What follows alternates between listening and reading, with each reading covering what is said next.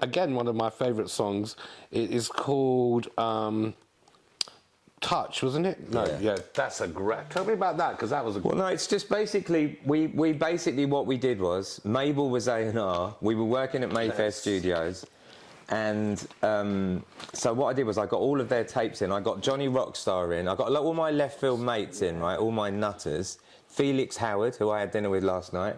I love Felix. You know Felix, right? So I met Felix way back in the day. He wrote some songs on Amy's album. He said, come to my studio, there's this new girl called Amy Winehouse, because he got some writing credit. That's when I first heard of Amy. And that was my studio in Primrose Hill. No, he had one in Soho. Oh, right, this was before then. He was working... Okay. Amy used to work at ours with him. He was there. Rockstar had a room there. Yeah, SMD had a room there. Virgin Souls was there. Tom Elmers was the engineer. I had breakfast with Tom the other week, round the corner from here, actually. But big love to Felix Howard. Yeah, Fifi, I had dinner with him last night. I'm making a record with him for Grace Carter. You know Grace Carter? Yeah. She's fantastic, and I don't feel that they've really milked up her strengths, and I've just made this tune with her that is so good, and I'm proper proud of it. It's brilliant. Yeah, well, that's great when you say you're proper. Yeah, man, I like it, and she's good, and she was great to work with. I'm hoping that I can get people to release it, because it's quite revolutionary. It's going to take a bit of... But Felix is going to go fight for it. Yeah, so Felix came up because he was a kid back in the day, so I just put him in to babysit the kids. Next thing I know, they've started writing Overload. I had to jump in there quick before they took all the royalties.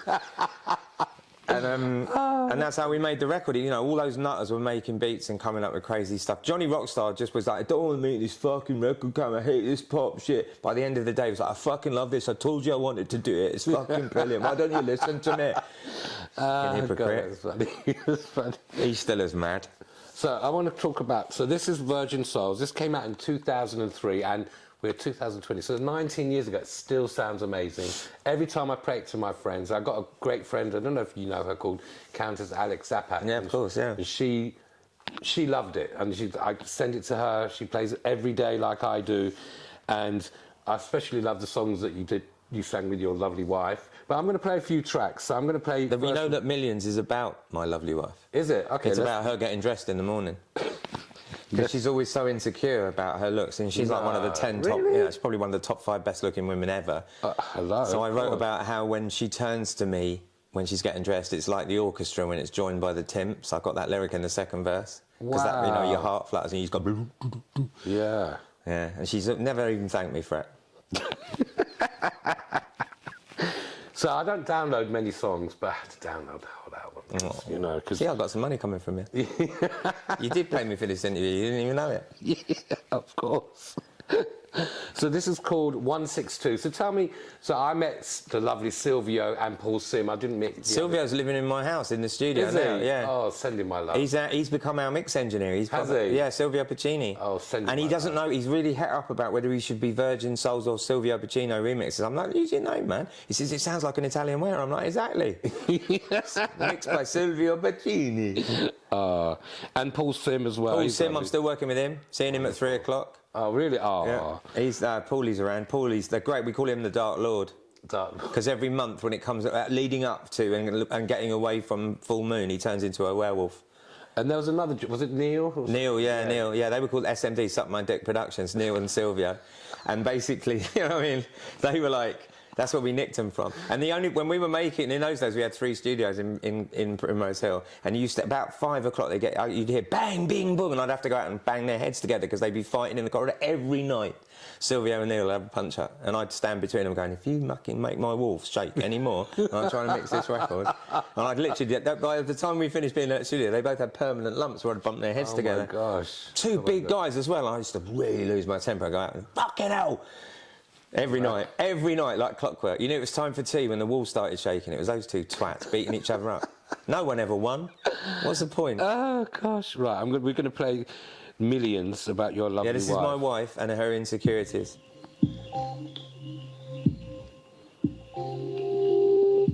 You should crank it down to verse 2. You never release this on vinyl. I've got like the singles and stuff. I think there is some somewhere. Is there? Yeah, I'll try and find it for you. Please. Pete Tong's got all the rights to this. I'll have to ask him. Has he? Yeah, he's been good to us over the years. And that's a Judy Blame piece of artwork. Yeah, because we were originally called Gum, because it was only me and Paulie originally. Okay. A lot of people prefer Gum to Virgin Souls. Same songs, different production. Yeah, yeah. Bit more crusty. So this has got, you've got your lovely daughter Tyson on here as well. Where's Tyson? So. Yeah, so that's Neneh, that's me. Yeah, I think that's Neneh as well, you know. I think that's Paulie, that's Silvio. That's Mike Carmel, what's he doing on there? He was just the engineer. He ended up going out with Tyson. Did he? Oh. Is that you? Of course there's lots of me in there, because of Judy taking the piss. Oh. And you know what I love? I love just the whole... Just when I want to chill out, I always put this on. Also, I love your voice. Did you know you sing live? I think the best bit of singing's on Dennis. Yes, yes. We can put a bit of we'll just do a little bit of this and then we can play a few more tracks. So this is about my wife getting dressed. It could be the million things you do to me. I love this tune. It may take 1,000 words to say it. But then the next verse, the next chorus, it develops into something else. So some of the videos are actually on YouTube, so check it out, Virgin Souls 162. I think the whole album sonically is on there. Okay. Yeah, it's a good bit of work, isn't it?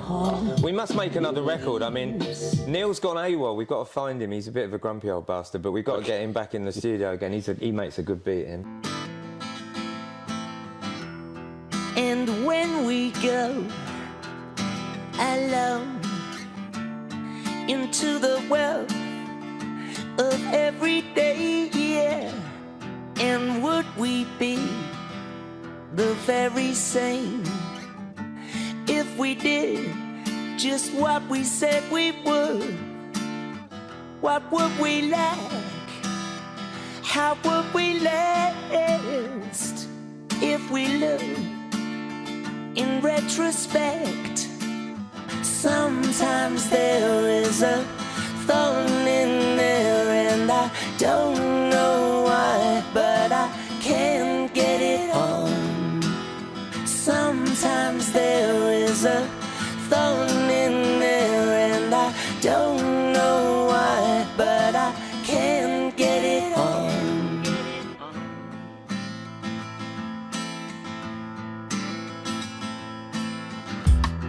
Are we sure, or do we fall?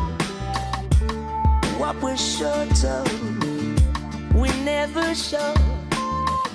But patience is a virtue in the correct circumstances. Sometimes there is a thorn in there and I don't know why, but I can't get it on. Sometimes there is a thorn in there and I don't know why, but I can't get it on.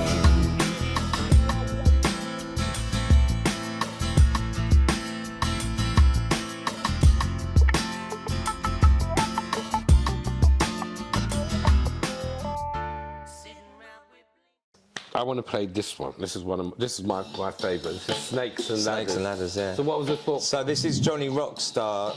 Paulie and I wrote a tune. We were doing the music for a film called, what was it called? Fantastic song we wrote. We were in Olympic just before we got thrown out for making too much noise, and we were in the basement in our studio, but they threw us out because it was below Studio 1 and they kept complaining. And we wrote this song for, what was it called? I can't remember. We were making the music for a film. Nana had gone out to lunch and we wrote this. And then Johnny Rockstar did the beat. And Tom Elmhurst, the great Tom Elmhurst, who mixed Amy's big albums, who mixes Adele, who mixes Frank Ocean, he did all the mixes.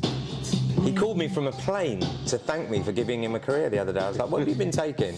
From a plane. Luxury, chemical catastrophe. Yeah, this You didn't do any live gigs with this, the Virgins, or did you? No, Paulie didn't want to rehearse. Okay. He said he was too good to rehearse. Fucking idiot. But now we will. We'll come back and do them. I'm in Nana's band. You can't really see me because there's a hot box. Basically, there's a tent at the back. It's like a hot box because there's all flaps down the back. Yeah, but you can't see it. So it's just loads of smoke coming out from underneath. And then the tent flap goes up at the front. I sing 7 seconds, then it goes back down again. And you see all this smoke coming out from underneath. You think it's effects, but it's just fucking loads of hemp. I love that. So we'll quickly talk. We're going to wrap it up soon, but we want to talk about your lovely daughter Mabel. So I met. God, I think Nana is a brilliant DJ. So I think I saw you guys at the Paradise, and I think Mabel was about this high. So obviously she's in the house. Did she A&R the Sugar Babes? So when did she start singing and writing? She A&R'd the Sugar Babes, and Tyson, my other musically talented daughter, A&R'd All Saints. Oh, okay. So they both did one each. So all my daughters make music. Tyson's just won the Giles Peterson's Worldwide Music Award, Breakthrough Artist of the Year. Wonderful. Yeah. Wonderful. Check out her track. It's called Tuesday, which is all about Trellick Tower. It's amazing. Have you not seen the film? No. You've not seen the film of Tuesday? No. It's basically Tyson flying around Trellick Tower on a giant pink bear. Oh, I'm going to elephant. watch that. It's called Tuesday. And you by also in a Tyson. band called Circus. With Tyson, yeah. Yes, with Tyson. That was like basically a way of torturing your teenage daughter into literally hating you forever. Imagine having to go on the road in France with your mum and dad. It was like, poor girl. What a nightmare. She was having an affair with the guitarist, right? And yeah, it was nuts. But anyway, she's sort of forgiven me. We're going out for dinner tomorrow night, so maybe she doesn't hate me. I'm sure she doesn't. And Mabel's, you know, Mabel and when Tyson was 15 and Mabel was 9, we moved to Stockholm because we weren't really getting on with the English education system, and we felt that they needed another kind of bump. So we moved to Stockholm, put them in school in Sweden. They both learned Swedish because their mum didn't teach them their native tongue in the house. Our eldest daughter, Naima, who's a pianist and art historian, she's amazing. Okay. Yeah, she's amazing. She already spoke Swedish because her grandma taught her, but the other two not, and they learnt in Sweden. They both then transferred into the Swedish system and both went through. In Sweden, you can learn your A-levels and O-levels via music or via art or via... There's actually a skateboarding course. There's a basketball one. So you've got people who are doing basketball, they're studying maths via basketball. It's amazing, huh? Wow. So both of them did music, and they both came... Tyson came back to go to Goldsmiths to study anthropology, and Mabel came back to be a pop star. And what a big pop star she is. She's huge. Wait till you hear the new record. It's like I came. And your son Marlon has always been a superstar since our wedding. When he was about this high, he was singing Leroy Smart tunes at our wedding, dressed like a proper reggae man. He grew up in the Caribbean though, because my first wife lives in St Vincent in the Grenadines, which is like Little Jamaica. So he speaks patois, knows all his Jamaican music, knows his African music, and he did all of the sort of African-y tunes with Mabel on that have made her successful. They're all his. So they write together, him and her. Fantastic. Yeah, they're a proper team, those two. And when's the album? You don't know when the album. I think it's like in 2 weeks. I think it's the 17th. Okay. Like it's the 15th or the 17th of She's July. got something with Jax Jones recently, hasn't she? Or Jax Jones has He's a been really their talented mate. guy. Jax is a lovely man and Really lovely talented family guy. He lives not that far from where Mabel keeps her silly old Irish pony. Okay. And yeah, Jax is lovely. He's proper family geezer. I like him a lot. And yeah. And I didn't really think I would get on with him, but now I've hung out with him. I really like the other guy she's cut a tune with called, oh, what's his name? Can't remember his name. Okay. Anyway, lovely guy, goes to Ibiza all the time. And she, you know, Mabel, she can just turn up and sing with anyone. She did a Vivo live session yesterday, live vocals. Everybody in the studio was crying. wow. And she did it 3 times and she made them all cry. And in the end, she started crying. Oh. She's deep. She's got one of those voices that you'll never forget. You'll never forget. She's been through quite a lot of pain, Mabel. She's had problems kind of relating to the cultural divide of, you know, discovering her blackness, discovering her authenticity, living in quite racist Stockholm, moving back to London and realising, oh shit, I am black and I come from a black... You know, and I know Nana's suffered like that, and Tyson the same. And then to go through Grenfell, which really killed her. Went on the walk yesterday. I know, respect. I couldn't do it because I was at Vivo, but sure. It's heavy, man. It's heavy, and you know, and we're still voting for the assholes who caused that. Do you know what I mean? It does my head in. I mean, my friends were like texting me saying, "You're on the news." So when it was like 5 years ago, because you don't stand out. I didn't have any makeup. I just had sunglasses. Yeah, whatever. But I got interviewed like 5 years ago on the first silent walk, and I was just like, "Look, there's got to be people that, you know, people got to be held accountable." Have you heard the tune? Later, Have you heard the tune West that Annie Mac's husband produced? no. It's killer. There's a whole single. Okay. It's like it's on the net. I think it's called West or We're West or something. What's his name? Manny Max. Can't remember his name. He's a really famous DJ. Anyway, he produced it. Really wicked. Yeah.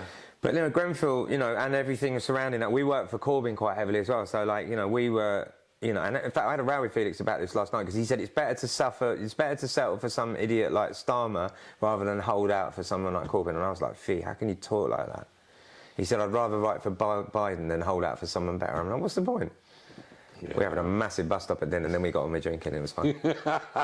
Because I noticed how very on your Instagram page and just knowing you as well how political both of you are. I grew up in a militant political family. My mother was militant. My grandparents were. If my grandparents ever found out I'd paid for schooling for my kids, they would never have talked to me. Wow.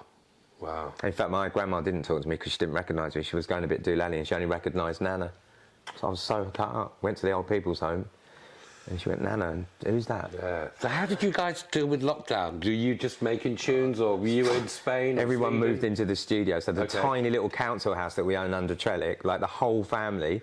Because I've had a big family dinner. I'm going, we should talk about lockdown. They're like, oh, shut up, Dad, get on with your meal.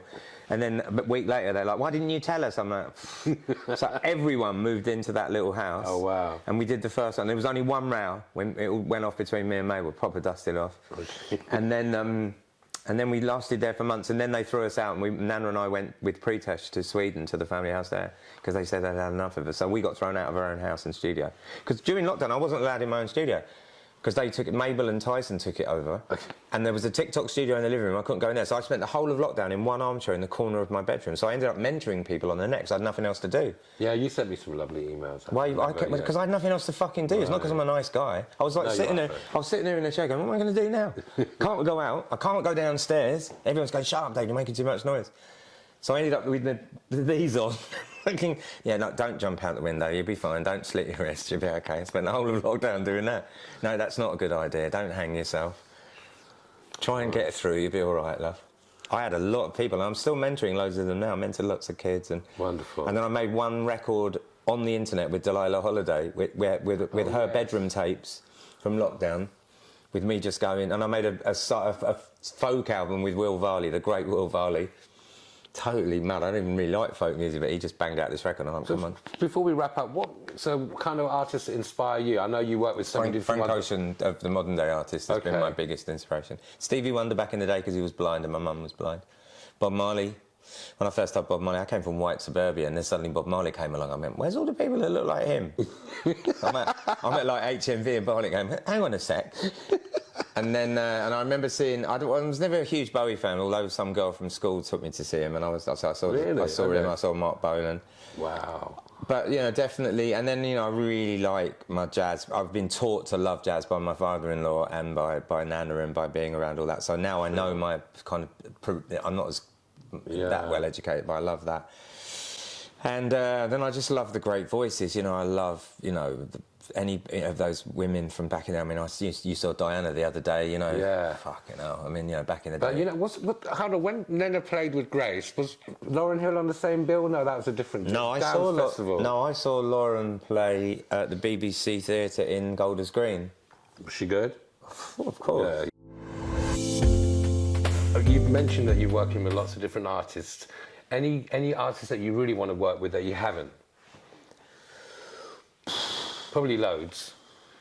No, you know what? Because like I'm back in the day from all of my career, I kind of have found that it's better to change your name from record to record. So I've got all these dodgy pseudonyms that I use because otherwise people ask you, yeah, can like you make Prince. yeah, well, can you make a record that's like Blue Lines? And the answer is fucking no. Why would I want to do that again?